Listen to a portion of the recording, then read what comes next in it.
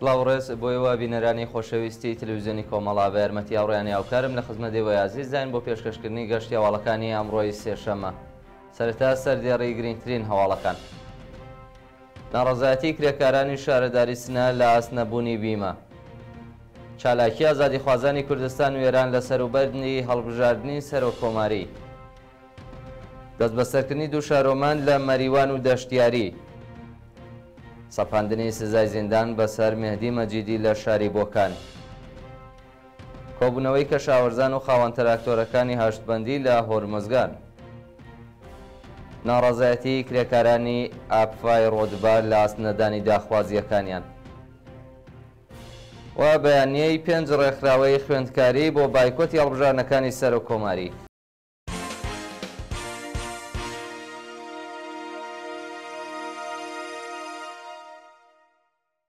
درێژەی هەواڵەکان. ناڕەزایەتی کرێکارانی شارەداری سنە لە ئاسنەبوونی بیمە. بەپێی هەواڵی گەیشتوو ڕۆژی دووشەممە چواری پوشپەڕ، کرێکارانی شاغڵا شارەداری سنە لە ئاست پەرداخت-نەکردنی حەقی بیمەکانیان بە ڕێکخراوی تامینی اجتماعی ناڕەزایەتیان دەربڕی. بەوتەی کرێکاران حەقدەستەکانیان لە کاتی خۆیدا پەرداخت نەبێت و هەرمانگ بەشێکی دوا دەکەوێت. هەروەها بەهۆی پەرداخت-نەکردنی حەقی بیمەکانیان بە ڕێکخراوی تامینی اجتماعی تووشی کێشەی دەرمانی بوون و هیچ ناوەندێکی پەیوەندیدار بایەخ بە کێشە و گرفتەکانیان نادات. بەپێی زانیاریەکان، شارەداری بە ڕێکخراوی تامینی اجتماعی قەرزدارە و تا قەرزەکەی نەدات ئەو ڕێکخراوەیە دەفتەرچەی بیمەی کرێکاران تازە ناکاتەوە. چالاکی ئازادیخوازانی کوردستان و ئێران لە سەروبەندی هەڵبژاردننی سەرۆکۆماری. بەپێی ئەو وێنە ڤیدیۆیانەی بەدەستمان گەیشتووە، گەنجانی شۆڕژگەڕی ساقز و سنە پۆستەری بربژێرەکانی شانۆی هەڵبژاردننی سەرۆکۆماری دەسووتێن و دیوارەکان بە دروشمی دژە حکوومەت دەنەخشێنن. کچان و کوڕانی ئازادیخواز و بەرابەری تەڵاب لە شارەکانی کوردستان و ئێران بە نووسینی دروشم لەسەر دیوارەکان داوا لە خەڵک دەکەن لە شانۆی هەڵبژاردننی سەرۆکۆماری بەشداری نەکەن و ڕێز لە خوێنی بەناحەق ڕژاوی یان بەختکردوانی 45 ساڵ خەباتی ئازادیخوازان دژی کۆماری ئیسلامی بگرن لە شارەکانی تاران. ڕۆشت و ئیسفەهانیش ئازادیخوازان دیواری شارەکان کردوتە گۆڕەپانی خەبات دژ بە ڕژیم و بەنێری بربژێرەکان لە ناو دەبن. گیان لەدەستانی دوو کرێکار لە شاباد و هەمەدان. ڕۆژانی یەکشەممە و دووشەممە 3 و 4 پۆشپەڕ کرێکارێکی بیناسازی لە شاباد و کرێکارێکی کەشاوەرزی ژن لە هەمەدان بەهۆی نەبوونی مەنی شوێنی کار تووشی ڕووداو بوون و گیانیان لەدەستاوە. بەپێی زانیاریەکان، ڕۆژی یەکشەممە کرێکارێکی بیناسازی لە شارستانی شاباد لە کاتی دامەزراندنی لولەی گاز بەهۆی بەربوونەوە لە نهۆمی سێیەمی ساختمانێک گیانی لەدەستە. لەلایەکی دیکەوە کرێکارێکی خەڵکی گوندی خواجەمیری سەر بە شاری بانا بە ناوی پەروانە کافەچی لە کاتی کارکردن لەسەر مەزرای تەماتە لە هەمەدان بەهۆی بەڕکگرتووی گیانی لەدەستاوە. دەست بەسەرکردنی دوو شارۆمەند لە مەریوان و دەشتیاری. ڕۆژی دووشەممە چواری پۆشپەڕ شارۆمەندێکی خەڵکی گوندی سەردووشی سەربەشاری مەریوان بە ناوی ئیدریس دادڕەس و منداڵێکی بەلوچی خەڵکی دەشتیاری بە ناوی محەممەد جەنەت تەمەن 16 ساڵ لەلایەن هێزە ئەمنیەتیەکانەوە دەست بەسەرکراون. بەپێی راپۆرتەکان، هێزەکانی ئیتلاعاتی سوپای پاسداران لە مەریوان بەبێ بەڵگەی قەزایی هێرشیان کردوتە سەر ماڵی ئیدریس دادڕەس و ناوبراویان لە پێش چاوی هاوژین و منداڵەکانی بە توند و تیژیەوە دەست بەسەر کردووە. لەلایەکی دیکەوە مێر منداڵێکی تەمەن 16 ساڵی خەڵکی دەشتیاری بە ناوی محەممەد جەنەت بەبێ هۆکار لەلایەن باشەخسیەکانی ڕژیمەوە دەست بەسەر و بۆ ناوەندی چاکسازی و پەروەردەی زاهیدان ڕایگوێزراوە. جێگای ئاماژەیە کە ڕۆژی هەینیش بەندکراوێکی سیاسی پێشوو بە ناوی عەبدوڕەوف بارانی تەمەن 34 ساڵ هاوڕێ لەگەڵ 7 کەسی دیکە لە ئێرانشار و سەرباز دەست بەسەر کرابوون کە 3 کەسیان ئازاد کراوە و چارەنووسی ئەو چالاکە سیاسیە و 4 بەندکراوی دیکە بە ناڕوونی ماوەتەوە. سەپاندنی سزای زیندان بەسەر مێهدی مەجیدی لە شاری بۆکان. دادگای پێداچوونەوەی پارێزگای ئازەربایجانی غەربی ڕۆژی دووشەممە چواری پوشپەڕ سزای زیندانی مێهدی مەجیدی شارۆمەندی خەڵکی بۆکانی پشتڕاست کردەوە.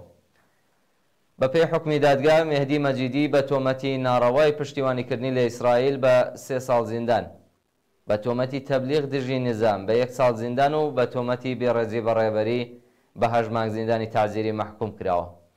بە پێی یاسای کۆکردنەوەی سزاکان زۆرترین سزاواتە 3 ساڵ بەندکرانی بۆ جێبەجێ دەکرێت. پەرسەندنی ژنکوژی و خۆکوژی ژنان لە کوردستان و ئێران. لەژێر سایەی دەسەڵاتی کۆنەپەرستی کۆماری ئیسلامی دیاردەی ژنکوژی و خۆکوژی ژنان لە کوردستان و ئێران ڕۆژ لە دوای ڕۆژ پەرەدەستێنێت و هۆکارەکانی کولتوری پیاوسالاری، نەبوونی ئازادی، هەژاری و بێکاری بۆتە هۆی بەرزبوونەوەی ئامارەکان.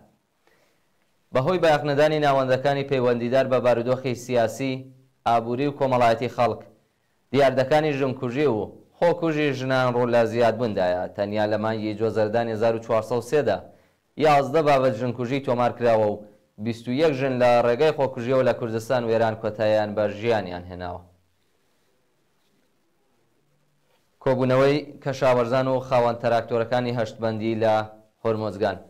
ڕۆژی دووشەممە 4 پوشپار کەشاوەرزان و خاوەن تراکتۆرەکانی ناوچەکانی تۆکهۆر و هەشتبەندی لە پارێزگای هۆرمۆزگان لە ئاسنەدانی پشکی سوتەمەنی ناڕەزایەتیان دەربڕی.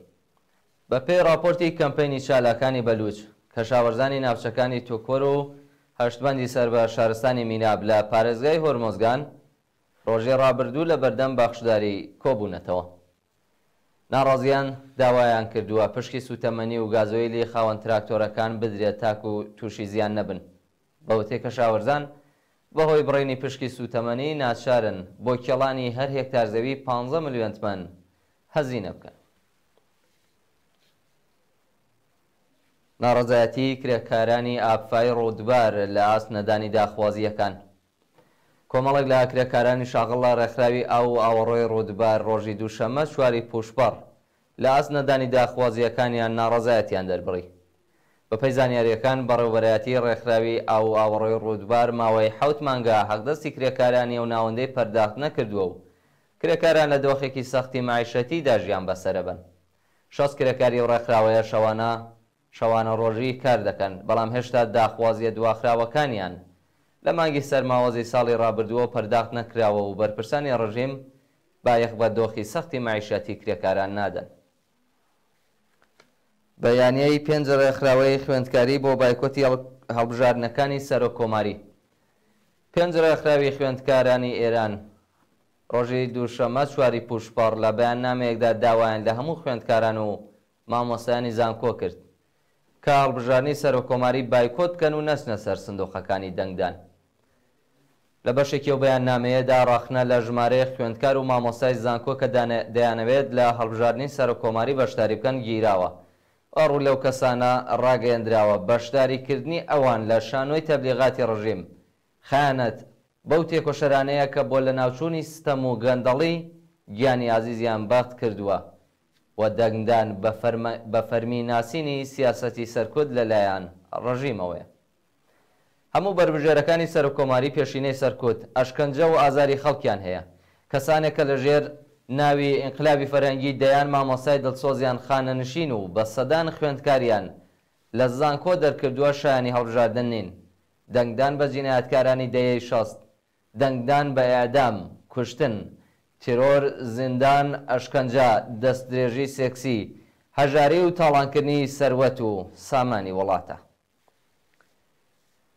برینداربوونی 11 کرێکار بەهۆی وەرگەڕانی سرویسی هاتوچۆ لە ئەندیمێشک. کاتژمێر 11:07 ڕۆژی دووشەممە 4 پوشپەر وانەتباری هەڵگری کرێکارانی کەشاوەرزی لە جادەی کەرخە بۆ ئەندیمێشک وەرگەڕا و بۆ هۆیەوە 11 کرێکار بە سەختی بریندار بوون. بە وتەی ئۆژانسی شارستانی ئەندیمێشک لەو ڕووداوەدا 9 کرێکاری ژن و 2 کرێکاری پیا و بریندار بوون کە باری تەندروستی 2 کرێکاری ژن ناجێگیرەوە لەژێر چاودێری چڕەی پزیشکیدا. جێگەی ئاماژەیە کە کرێکارانی بەشی کەشاوەرزی مافخراوترین بەشی چینی کرێکارانن کە بە کرێکارانی وەرزش پێناسە دەکرێن. زۆربەیان ژنن و بە کەمترین حەقدەست لە سەختترین بارودۆختا کار دەکەن. بیمەیان نییە، ناناوەری خێزانەکانیانن و لە هەموو ئیمکاناتێکی ڕێفاهی بێبەشن. مەرگی گوماناوی دەست بەسەرکراوێکی شۆڕشی ژینە لە تاران. لە ڕۆژانی ڕابردوودا تەرمی سینەماکارێکی دیکە بە ناوی ئیمان پۆرقولیزادە کە پێشینەی دەست بەسەربوون لە سەردەمی شۆڕشی ژینای هەیە لە خانوەکەی دۆزراوەتەوە. خانەی سینەما مەرگی گوماناوی ئیمان پۆرقۆلیزادەی پشتڕاست کردەوە و داوای لە ناوەندە ئەمنیەتی و قەزایەکان کردووە سەبارەت بە مەرگی و هونەرمەندە ڕوونکردنەوە بدەن. بە پێ ڕاگەیاندنی خانەی سینەما مەراسمی پرسەی ئیمان ڕۆژی 5 پوشپەڕ لە بەهەشزارای تاران بەڕێوە دەچێت. پێشتر فیلمسازێکی دیکە بە ناوی بەهارە لەیلاهی بە هۆکارێکی نادیار گیانی لەدەستا بوو، بەڵام بەرپرسانی قەزای و ئەمنیەتی هۆکارەکان بۆ خۆکوژی گەڕاندەوە. خۆپێشاندانی دژبەرانی شەڕ و دۆستانی فەلەستین لە چەند وڵاتی جیهان. ڕۆژی دووشەممە 4 پوشپەڕ دژبەرانی شەڕ و دۆستانی فەلەستین لە وڵاتانی فەڕەنسا، کانادا و سوێد خۆپێشاندانیان کرد و خوازیاری ڕاگررتنی دەستبەجەی شەڕ بوون. بە پێ راپۆرتەکان دژبەرانی شەڕ لە شاری مارسەی فەڕەنسا لە کۆبوونەوەیەکدا ژێنۆسایدی خەڵکی غەزەیان لەلایەن ئیسرائیلەوە بە توندی شەرمەزار کرد و خوازیاری ڕاگررتنی شەڕ بوون. لە وڵاتانی کانادا کارمەندانی بەشی بێدار لە چالاکیەکدا کۆمەڵکوشکردنی ژنان و منداڵانی غەزەیان ئیدانە کرد و لە وڵاتی سوێد دژبەرانی شەڕ لە بەردەم کارخانەی بەرهەمێنانی چەک و چۆڵ کۆبوونەوە و داوایان لە دەوڵەت کرد هەناردەکردنی تەقەمەنی بۆ ئیسرائیل ڕابگرێت. و دوایین هەواڵمان سەبارەتە بە مانگرتنی گەورەی کرێکارانی شاغڵە کارخانەی بەرهەمێنانی فڕۆکە لە کانادا. ڕۆژی دووشەممە 4 پوشپەڕ 1350 کرێکاری شاغڵە کارخانەی دروستکردنی فڕۆکە لە کانادا دژ بە کەمی هەڵدەست دەستیان لە کار کێشایەوە و مانیان گرت. بە پێ راپۆرتەکان کرێکارانی ناڕازی لە ڕۆژی یەکشەمەوە دەستیان لە کار کێشایەوە و ڕۆژی دووشەمەش درێژیان بە مانگرتنداوە. کرێکاران خوازیاری گۆڕانی دۆخی پیشەیی، نوێکردنەوەی گرێبەستەکان، چاکسازی لە مەعیشەت، زیادکردنی هەڵدەست، تەزمینی ئەمنیەتی پیشەیی و کەمکردنەوەی ساعاتی کار بوون. بەڵێ بینەرانی خۆشەویست گەشتی هەواڵەکانتان پێشکەش کرا. کات و ساتێکی خۆش بۆ هەموو لایەکان.